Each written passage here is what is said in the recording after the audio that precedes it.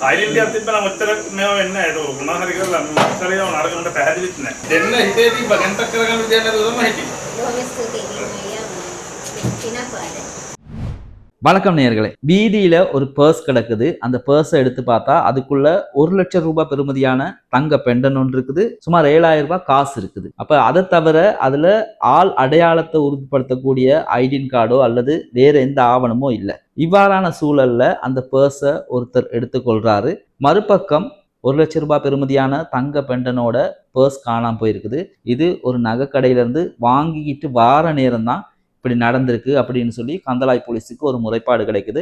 Kantalai police என்ன செய்யறாங்க, அந்த முறைப்பாடுக்கு அமைய விசாரணைகளை நடத்தி அந்த பக்கத்துல இருக்கக்கூடிய சிசிடிவி கேமரா எல்லாம் செக் பண்ணிக்கிட்டு இருக்கிறாங்க. இவ்வாறான சூழல்ல கந்தளாய் போலீஸுக்கு ஒரு தொலைபேசி அழைப்பு வருது. ஒரு நகைக்கடையில இருந்து பேசுறாங்க. இந்த மாதிரி தவற விடப்பட்ட தங்க நகையோட ஒரு பர்ஸை ஒருத்தர் எடுத்திருக்கிறதாகவும் அவர் அந்த தங்க நகையோட உரிமையாளருக்கு அதை கொண்டாந்து தர்றதுக்கு தயாரா இருக்கிறதாகவும் ஒரு தகவல் தெரிவிக்கப்படுது. அதுக்கு பிறகு கந்தளாய் போலீஸ் இந்த விஷயத்தை தேடி ஆராய்ச்சி பார்க்குறாங்க. இது என்ன நடந்திருக்குன்னு ஆராய்ச்சி பார்த்தா கந்தளாயில ஒரு பெண்மணி தண்ட 4 வயது மகனோட பிறந்த நாளைக்கு தங்க பெண்டன் ஒன்று வாங்கிக்கிட்டு போற நேரம் பர்ஸோட அதை தவற விடுறாங்க. அதுக்கு பிறகுதான் அவங்க போய் கந்தளாய் போலீஸ்ல முறைப்பாடு செஞ்சிருக்கிறாங்க. இந்த பர்ஸை யார் எடுத்திருப்பா அப்படின்னு தேடி பார்க்குற நேரம் சராத் கிஸ்ரி குணத்திலக்கங்கிற தம்புளையை சேர்ந்த ஒரு சாரதி, அதாவது அவர் வெளிநாட்டு சுற்றுலா பயணிகளை வாடகைக்கு எடுத்துக்கொண்டு அழைத்து கொண்டு போற ஒரு சாரதி, அவர் தான் இதை எடுத்திருக்கிறாரு.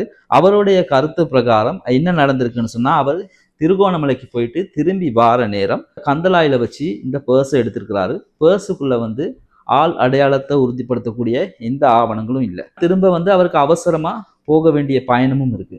இந்த பயணங்கள் எல்லாம் முடிச்சுட்டு அவர் பார்க்குறாரு, கிட்டத்தட்ட ஒரு நாள் முடிஞ்சிருது. இப்போ இவர் வீட்டுக்கு வந்த பிறகு அந்த பர்ஸை திறந்து திரும்பவும் ஆராய்ச்சி பார்க்குறாரு, அது பர்ஸுக்குள்ள ஏதாவது ஆவணங்கள் இருக்கா அப்படின்னு சொல்லி.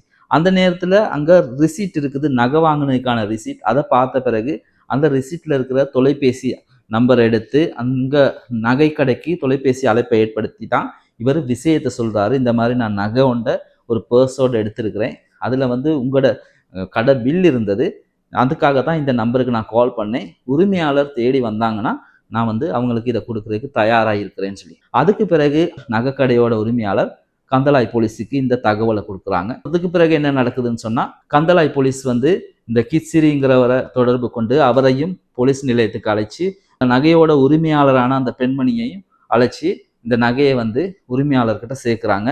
அந்த சந்தர்ப்பத்துல கிச்சிரி சொல்றாரு, இந்த நகையை நான் எடுத்த உடனே தேடி பார்த்தேன், எந்த ஆவணமுமே இல்லை, நான் எப்படியாவது உங்களை தேடி கொடுக்கணுங்கிறதுக்காகத்தான் எதிர்பார்த்துக்கிட்டு இருந்தேன். அன்னைக்கு நான் அவசரமா பயணம் போறதுனால என்னால் ஒன்றும் செய்ய முடியாம போயிருச்சு அப்படின்னு. இருந்தாலும் பரவாயில்லை, எப்படியோ நீங்க தேடி எனக்கு தந்துட்டீங்க தானே அப்படின்னு சொல்லி அந்த பெண்மணி அதுக்கு நன்றி தெரிவிக்கிறாங்க.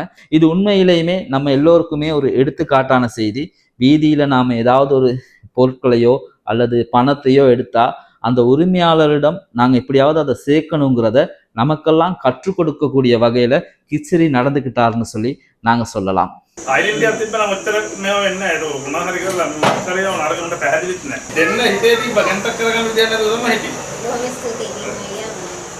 Then